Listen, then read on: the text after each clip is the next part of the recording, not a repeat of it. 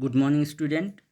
In our previous lecture, we have created the Django project and we have worked with your URLs file and views file and your template file. Now we are going to learn about HTTP request.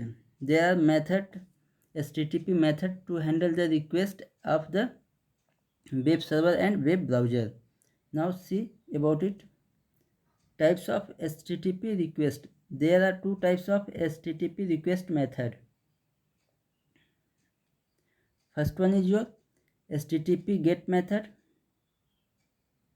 First one is your HTTP GET method.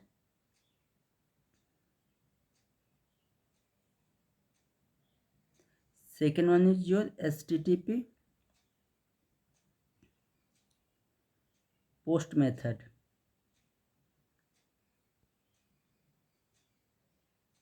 There are two HTTP method which is used to handle the request over the server, web server to web browser. Now see, first one is your HTTP GET request. This HTTP request is made to request data from the server. This sends a URL to the web server and server returns the asked web page to the browser. Now if we are going to search anything on your browser, then suppose that if we are going to search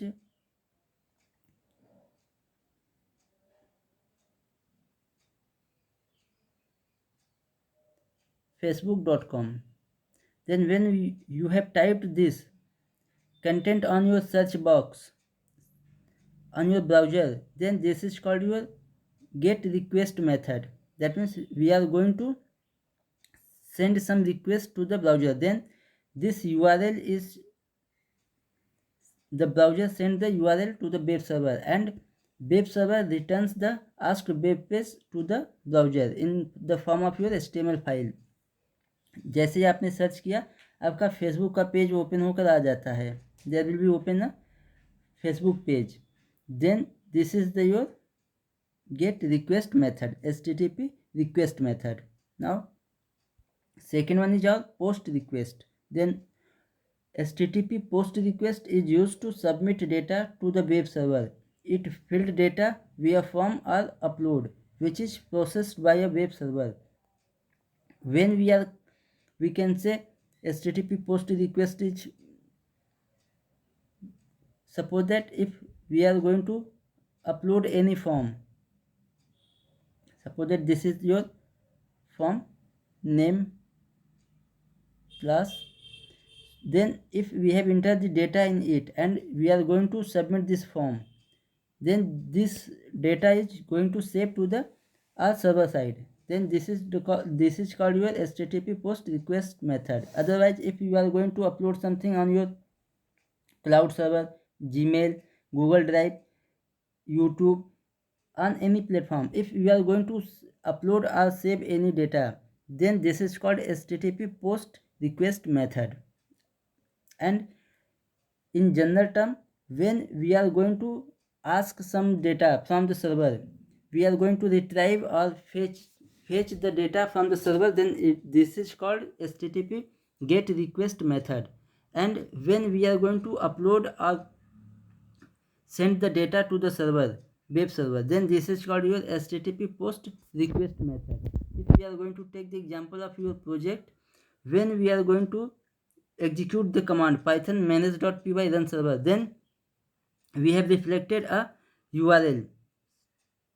When this URL is, when we have clicked or copy this URL to our web browser, जब हम इसको web browser पे paste करते हैं और जैसे हमने यहाँ पे सर्च किया, this web page will be opened and then this web page is written by your web server, and this type of method is called HTTP get method. This is your HTTP get request.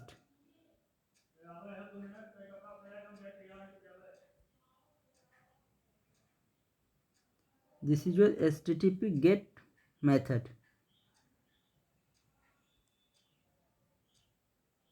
Now again, if we are going to save any data to our server. Suppose that we have designed our project and we are going to save this form to our data. Then when we have filled this form and click on the submit button, then this data is going to saved in our web server. Then this is called your HTTP post request processing. This is called your HTTP post request.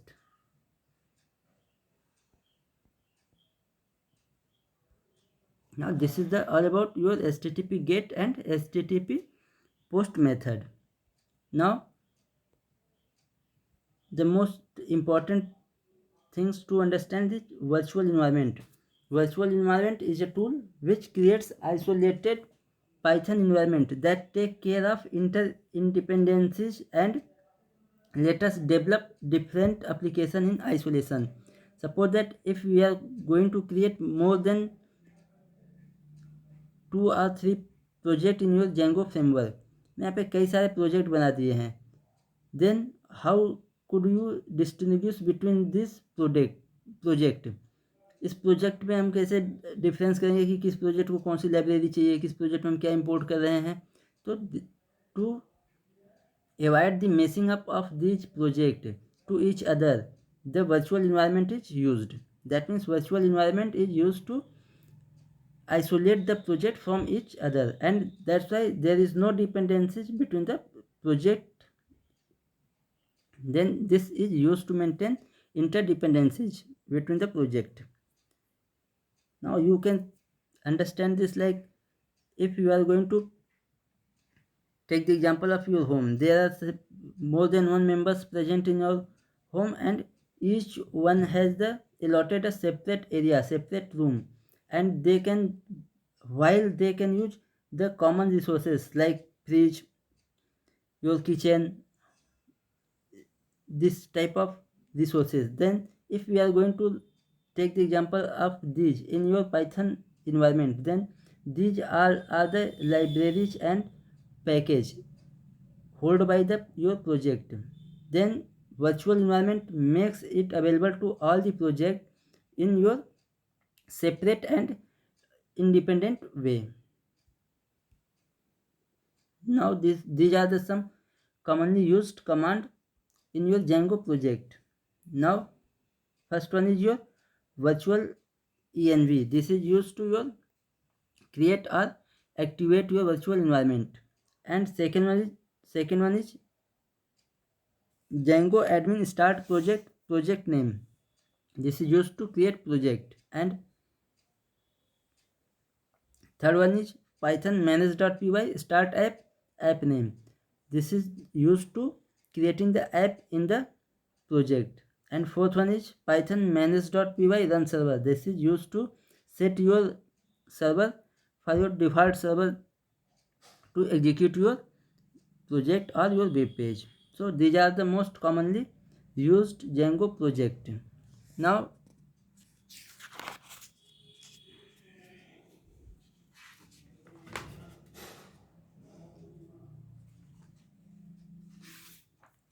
if we are going to talk about the activating the virtual environment, then we have to write the command virtual environment venv and slash script and slash activate. Then our virtual environment will be activated. Now the question is why Django is called Django. That means the name of Django is taken from where? The name of Django is taken from the famous guitarian in 1930 to 1950. And the Django is your maintained by your famous software foundation. This is called Django Software Foundation.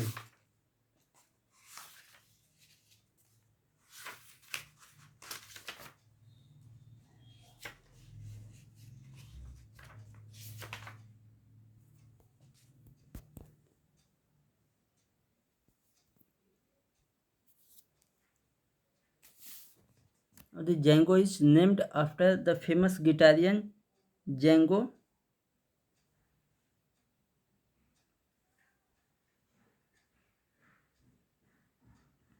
Name of Guitarian is Django.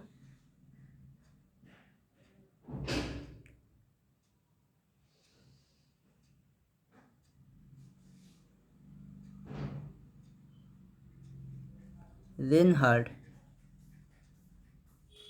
Last में T है. Then this is the your name of famous Guitarian. This is the Guitarian.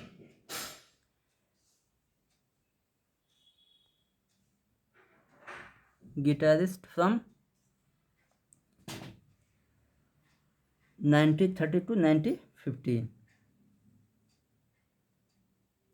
By name of this guitarist, the Django is named. Here D is silent and the pronunciation is Django. And the Django is managed by Django Software Foundation. Django is managed by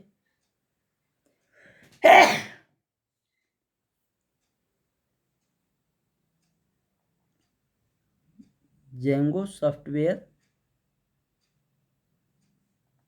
Foundation.